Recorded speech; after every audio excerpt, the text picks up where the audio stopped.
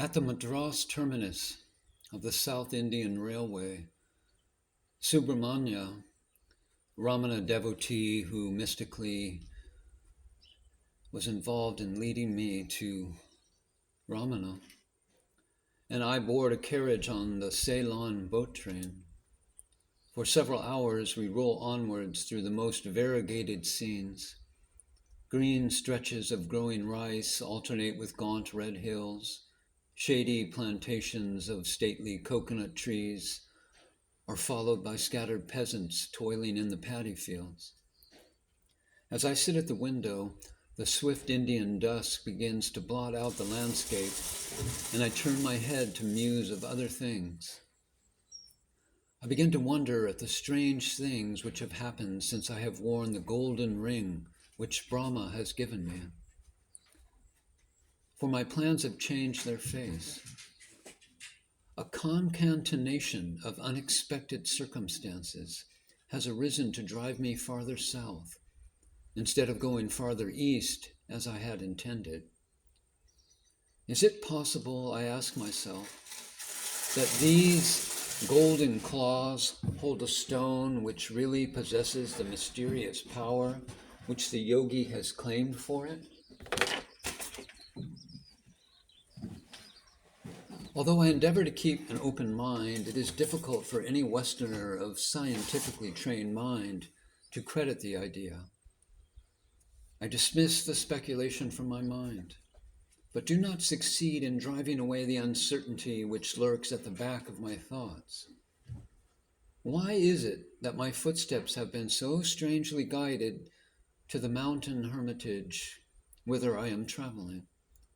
Why is it that two men, who both wear the yellow robe, have been coupled as destiny's agents to the extent of directing my reluctant eyes towards the Maharshi? I use this word destiny not in its common sense, but because I am at a loss for a better one. Past experience has taught me full well that seemingly unimportant happenings sometimes play an unexpected part in composing the picture of one's life. We leave the train and with it the main line, 40 miles from Pondicherry, that pathetic little remnant of France's territorial possessions in India. We go over to a quiet little used branch railroad which runs into the interior and wait for nearly 2 hours in the semi-gloom of a bleak waiting room. The holy man, Subramanya, paces along the bleaker platform outside, his tall figure looking half ghost-like, half real in the starlight. At last, the ill-timed train, which puffs infrequently up and down the line, carries us away. There are but few other passengers. I fall into a fitful, dream-broken sleep, which continues for some hours until my companion awakens me. We descend at a little wayside station, and the train screeches and grinds away into the silent darkness. Night's life has not quite run out, and so we sit in a bare and comfortless little waiting room, whose small kerosene lamp we light ourselves. We wait patiently while the day fights with darkness for supremacy. When a pale dawn emerges at last, creeping bit by bit through a small barred window in the back of our room, I peer out at such portion of our surroundings as becomes visible. Out of the morning haze there rises the faint outline of a solitary hill, apparently some few miles distant. The base of the impressive extent and the body of the ample girth, but the head is not to be seen, being yet thickly shrouded in the dawn mists. My guide ventures outside, where he discovers a man loudly snoring in his tiny bullock cart. A shout or two brings the driver back to his mundane existence, thus making him aware of business waiting in the offing. When informed of our destination, he seems but too eager to transport us.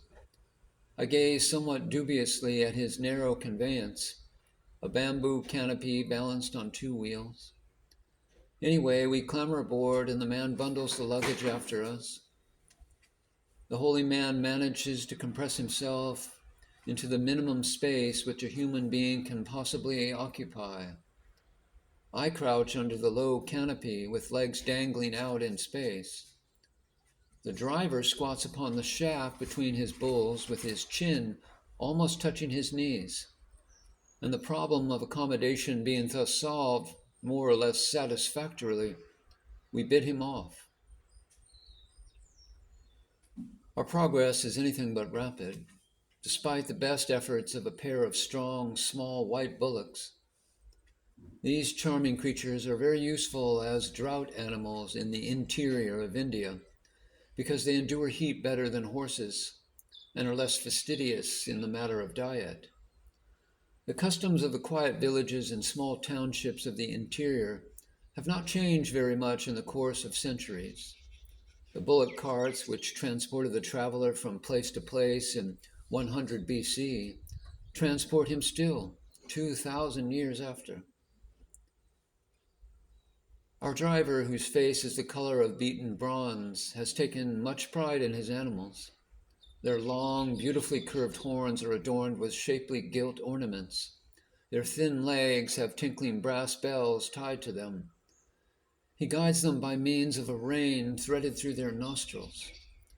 While their feet merrily jog away upon the dust-laden road, I watch the quick tropic dawn come on apace. An attractive landscape shapes itself both on our right and left. No drab, flat plain this, for heights and hillocks are not long absent from the eyes whenever one searches the horizon's length. The road traverses a district of red earth dotted with terrains of scrubby thorn bush and a few bright emerald paddy fields. A peasant with toil-worn face passes us. No doubt he is going out to his long day's work in the fields. Soon we overtake a girl with a brass water pitcher mounted upon her head. A single vermilion robe is wrapped around her body, but her shoulders are left bare.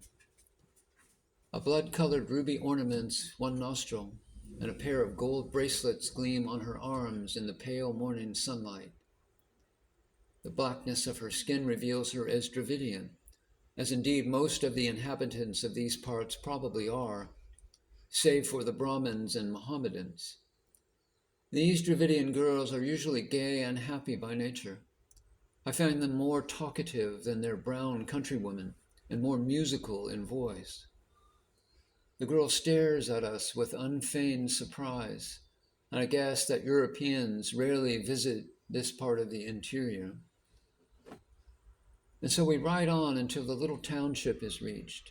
Its houses are prosperous looking and arranged into streets, which cluster around two sides of an enormous temple. If I am not mistaken, the latter is 1/4 of a mile long. I gather a rough conception of its architectural massiveness when we reach one of its spacious gateways. We halt for a minute or two, and I peer inside to register some fleeting glimpses of the place. Its strangeness is as impressive as its size. Never before have I seen a structure like this. A vast quadrangle surrounds the enormous interior, which looks like a labyrinth. I perceive that the 4 high enclosing walls have been scorched and colored by hundreds of years of exposure to the fierce tropical sunshine. Each wall is pierced by a single gateway, above which rises a queer superstructure consisting of a giant pagoda. The latter seems strangely like an ornate sculptured pyramid.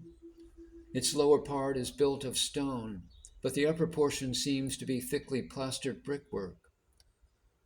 The pagoda is divided into many stories, but the entire surface is profusely decorated with a variety of figures and carvings.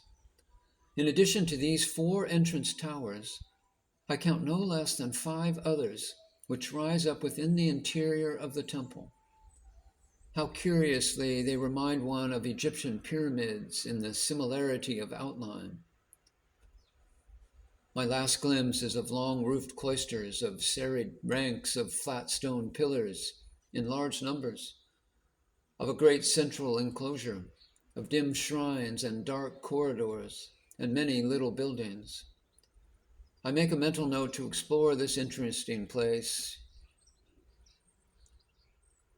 The bullocks trot off and we emerge into open country again. The scenes which we pass are quite pretty. The road is covered with red dust. On either side there are low bushes and occasional clumps of tall trees. There are many birds hidden among the branches, for I hear the flutter of their wings, as well as the last notes of their beautiful chorus, which is their morning song all over the world. Dotted along the route are a number of charming little wayside shrines. The differences of architectural style surprise me, until I conclude that they have been erected during changing epochs. Some are highly ornate, over-decorated, and elaborately carved in the usual Hindu manner. But the larger ones are supported by flat-surfaced pillars, which I have seen nowhere else but in the south. There are even 2 or 3 shrines whose classical severity of outline is almost Grecian. I judge that we have now traveled about 5 or 6 miles when we reach the lower slopes of the hill, whose vague outline I had seen from the station. It rises like a reddish-brown giant in the clear morning sunlight. The mists have now rolled away, revealing a broad skyline at the top. It is an isolated upland of red soil and brown rock, barren for the most part, with large tracts almost treeless, and with masses of stone split into great boulders tossed about in chaotic disorder.